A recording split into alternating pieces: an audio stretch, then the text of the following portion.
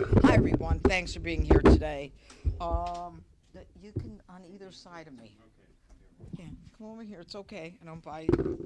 All right. All right. You know who I am, I assume. Today we unsealed an indictment against two individuals, a Jimmy Cherizier and a co-conspirator, Basil Richardson. It is a one-count indictment that was unsealed, and the one count has to do with conspiracy to violate the International Emergency Economic Powers Act, also known as IEEPA. Jimmy Cherizier is also known as Barbecue. Do we have his picture here? Yeah. Okay.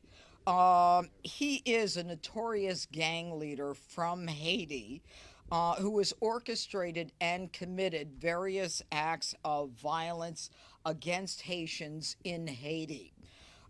He was sanctioned in 2020 by the United States government under the Global Magnitsky Human Rights Accountability Act.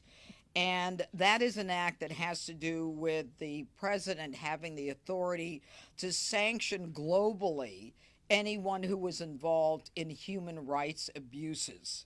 Now, Cherizier is also known as Barbecue, and his indictment is the first indictment of an individual in the history of the Department of Justice who has been sanctioned under the International Global Magnitsky Human Rights Accountability Act. Now, in terms of background, Barbecue was a police officer in Haiti, but he led many campaigns of violence against Haitians in Haiti, including the notorious La Saline attack in 2018. Notorious because he both planned and participated in the killing of approximately 71 Haitians. It is a turf war that has shocked the human rights activists in the world. His co-defendant Basil Richardson grew up in Haiti with Cherizier. He is a naturalized U.S. citizen who is living in North Carolina. He was also indicted under that same one count, and he is indicted for sending money to Cherizier, sending money from the Haitian diaspora in the United States to Cherizier. And knowing that Cherizier was sanctioned under that 2020 Magnitsky Act. Now, apparently, he was a trucker who, although he was from North Carolina, was just picked up in Texas. Now, one of the things that is extremely important that you'll be hearing about from my law enforcement partners here is that the State Department has designated a $5 million reward for information leading to the arrest and or conviction of Cherizier. Now, I want to let the public know that anyone who is giving money to Cherizier, also known as Barbecue because of his violent acts in his home country, cannot say, I didn't know that he was sanctioned by the U.S. government. They will be prosecuted, and we will fine them because they are supporting an individual who is committing human rights abuses, and we will not look the other way. Now, this office is not unfamiliar with crimes of violence in Haiti. Several months ago, we got a conviction against an individual by the name of Jolie German, who was involved in the kidnapping of 16 American Christian missionaries in Haiti.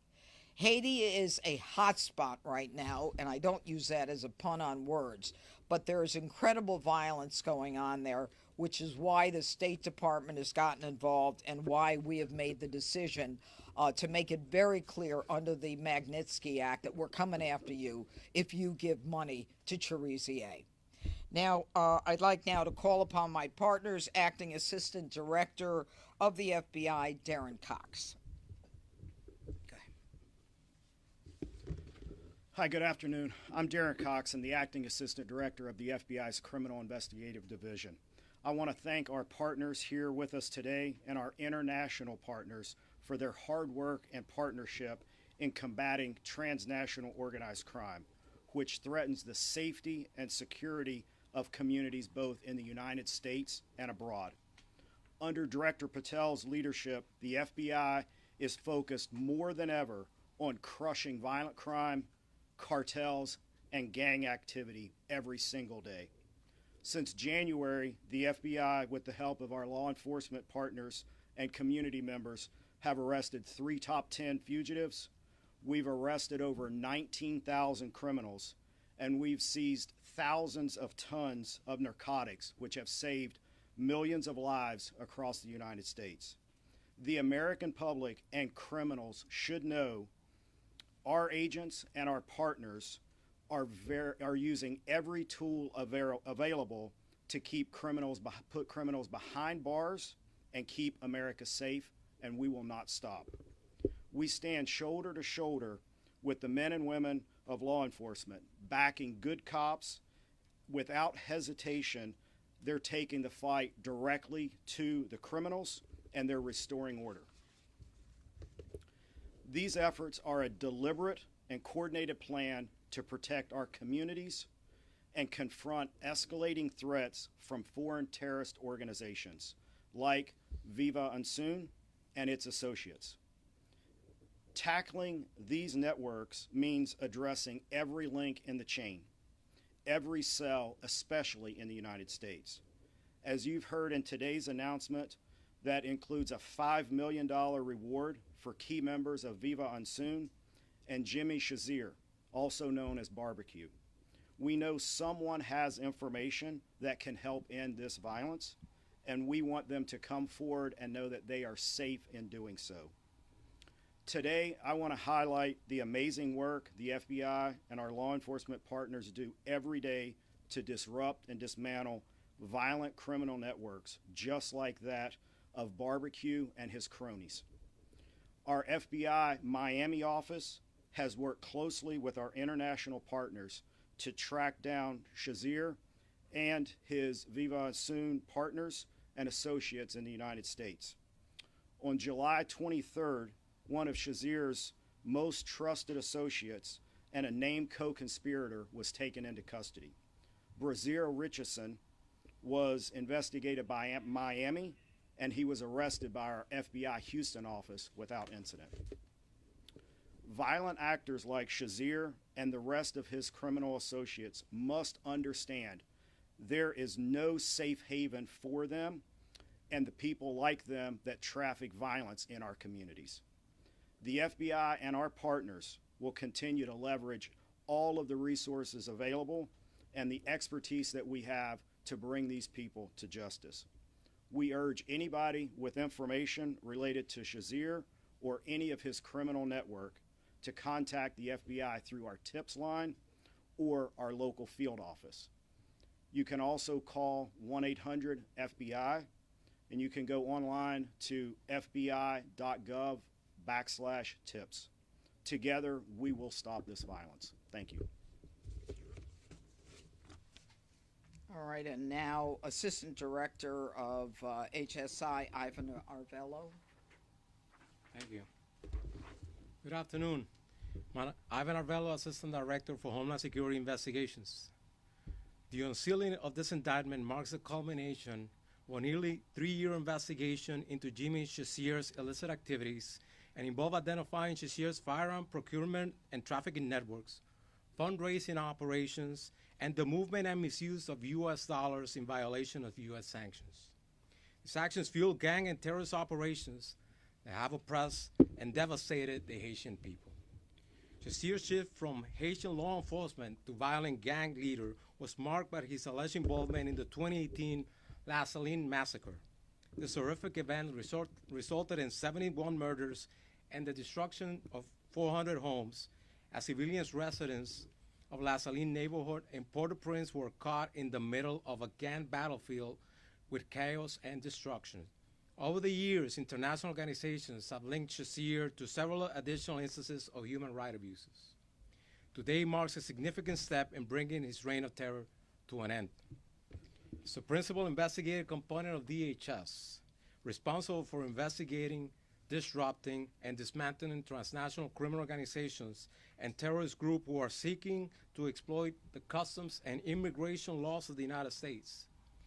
HSI worked with our federal partners to identify Shazir's various methods and networks, using U.S. assets and financial institutions to fund this gang, procure weapons of war, and extend its power. This type of investigation falls under HSI's counterproliferation and export enforcement mission to detect, disrupt, and dismantle illicit procurement networks operating on behalf of foreign adversaries, terrorist groups, and transnational criminal organizations. These criminal groups utilize complex strategies to acquire American weapon systems, sensitive technology, financial assets, and other resources to commit crimes across the Gulf, endangering Americans both domestically and abroad.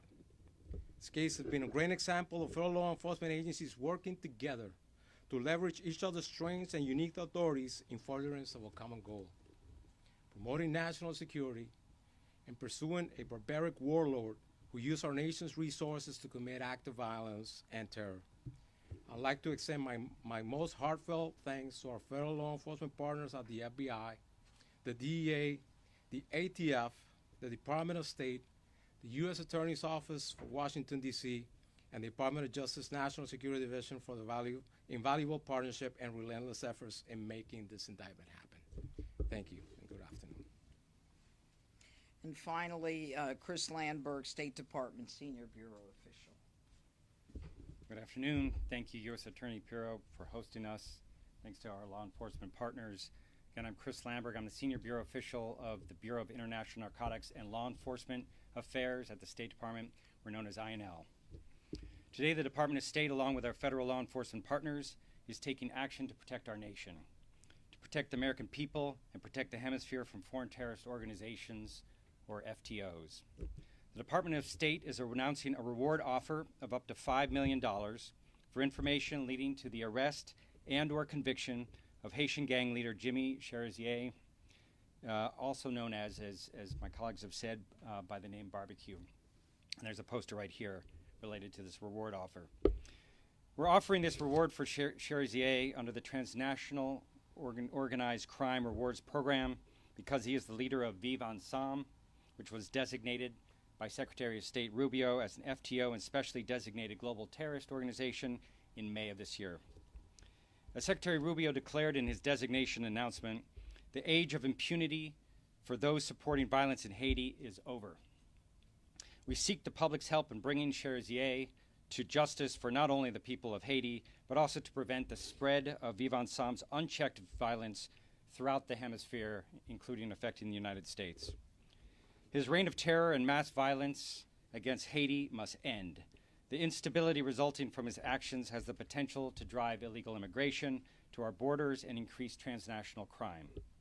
The State Department will continue to apply its tools, including rewards programs, to combat the scourge of transnational organized crime and associated violence, and especially to stop the worst of the worst criminal ringleaders threatening the people of our hemisphere.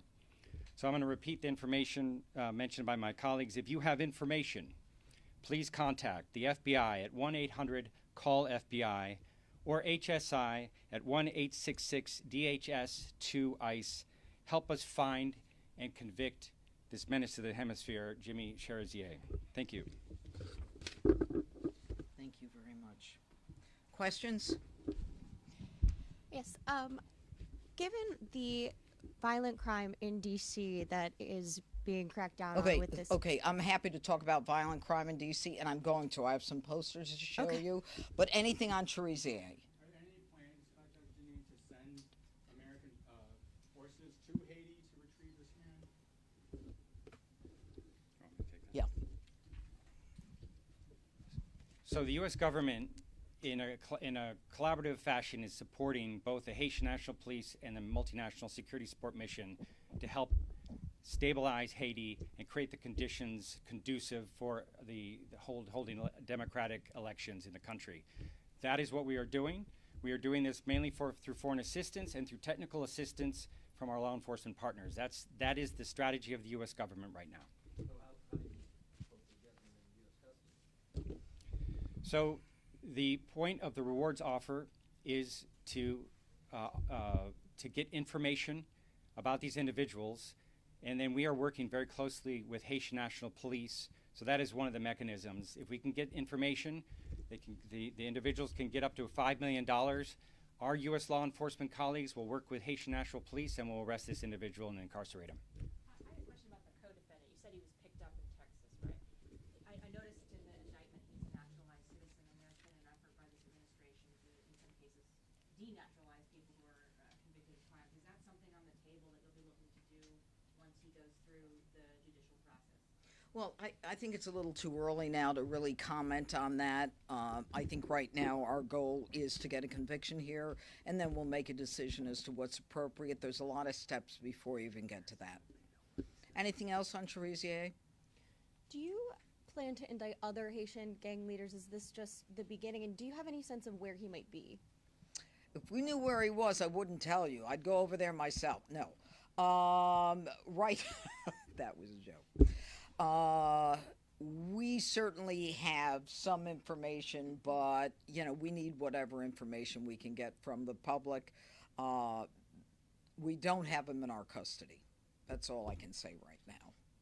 Do you want to add anything to that, guys? Okay. All right. Greg, anything? All right. Thank you, gentlemen. Thank you. Put that on. Wait, don't take the posters just yet. Can we get some pictures? Thank you. Yep, no, hold on a second. Give him that one if he wants to look at that. Put that over there. Can you help Sloan? Sure. They want to put that over there. Put this up. Thanks. Thank you very much. All right. Are you done? Over here? We'll have them up here for you guys to shoot afterwards. Yeah, they'll be here. You can take a look at them.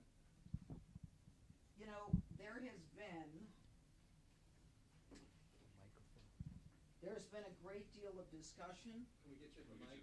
You want me at the mic? If you could hold that, that'd be great. Thank you. There's been a great deal of discussion about crime in the district. And the other day, I wanted to get a sense of what is actually happening in the District of Columbia. I asked for the number of teens who have been shot and killed by gunfire. Teens, everyone under the age of 20. As you can see, in 2024, we have, I believe I said it was, how many? Yeah.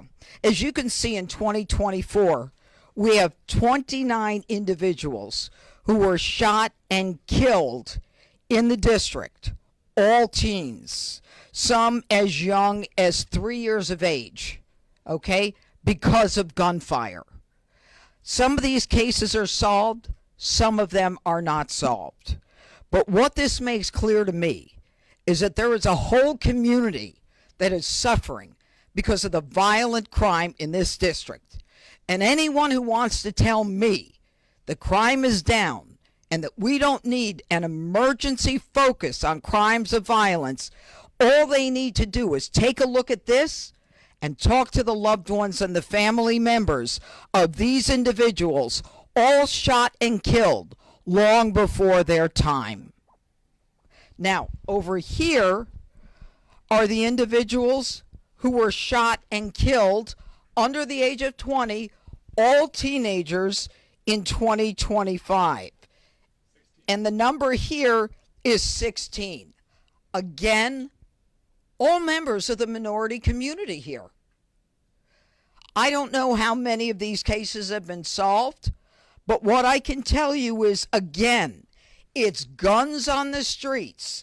It's individuals who are not concerned about accountability, who don't have any reason to fear law enforcement.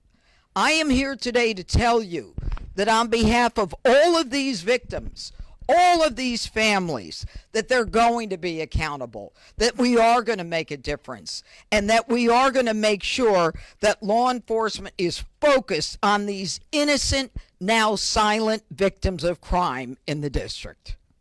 Do you have a per capita breakdown? I mean, how does DC, you're talking about the number of teenage gun deaths here, how does that compare for 100,000? Anywhere else? Cities? I mean, where do we rank?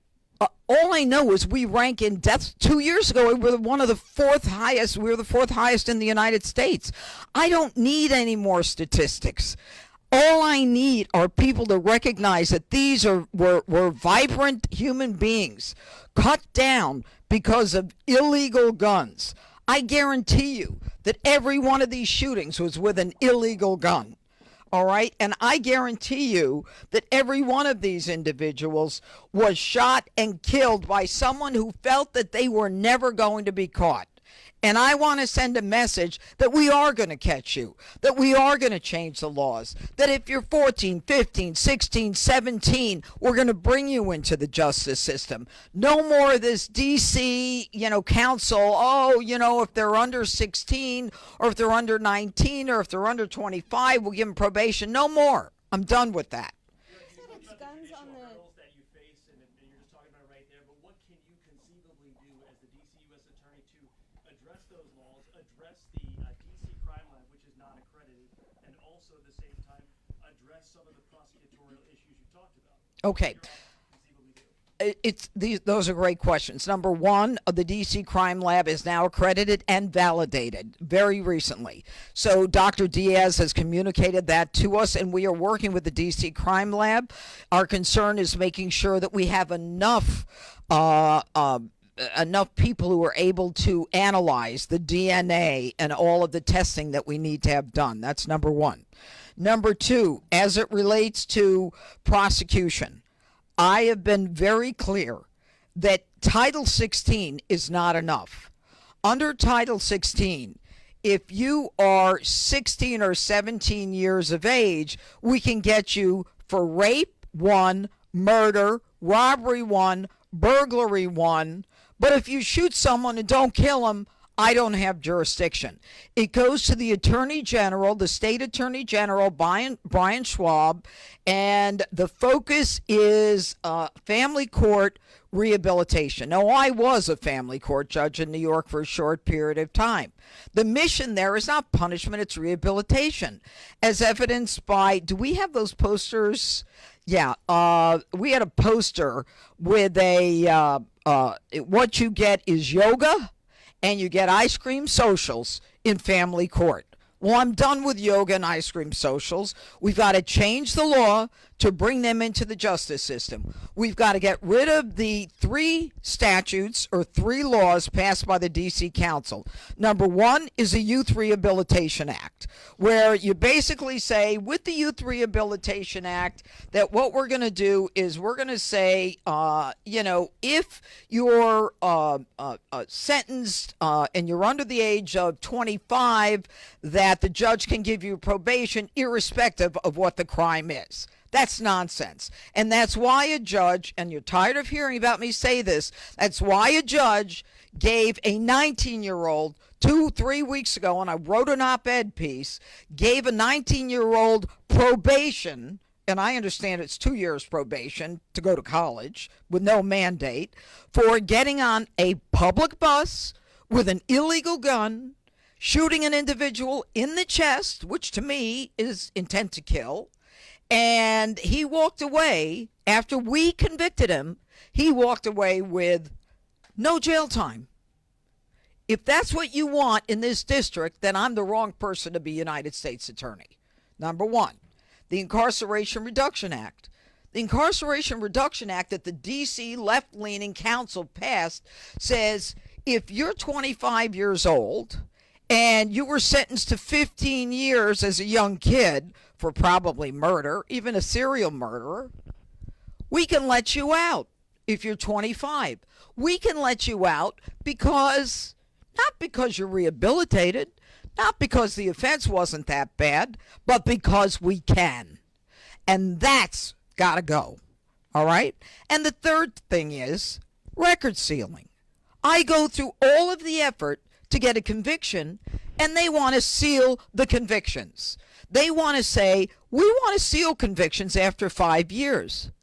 If I'm a mother, and thank God my kids are older, if I'm a mother, I want to know if a nanny has an assault conviction. If I'm an employer, I want to know if this person has been convicted of larceny or petty larceny. Or if, say, I'm not in a public school, but I got a private, like, teaching a tennis group. I need to know if this guy's a predator, a pedophile. Everything about the D.C. Council's focus is defendant-oriented. I'm oriented to these people, and the people of the district are as well. You just walked through the.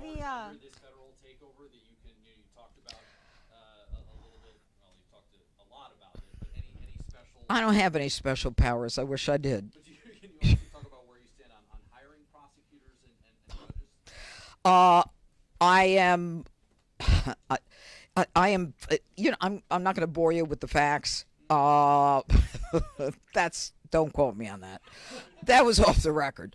I can only hire during certain periods once there's been an ad or some kind of posting, and then I can hire. Okay, I'm doing it. I'm doing the best I can. The president has given me the permission to hire. This is an office that has been neglected, and I'll say it publicly. It's been neglected. With people signing contracts, they didn't know what they were signing. All right, it just kind of ran on its own. Not anymore. This is an office where nobody seemed to care that we were down 90 lawyers, 60 investigators, and paralegals. I do. And so my effort is to get people who want to work in the nation's capital, who want to work in the largest United States Attorney's office in the country, and the best office. Because we're not just federal prosecutors, we're local prosecutors. We get down and dirty in street crime. And that is what really motivates a lot of my prosecutors. You just walked through the changes you'd like to see from the punitive aspects. What about preventative? Do you or the president plan to do anything to address the root causes of crime in D.C., such as truancy?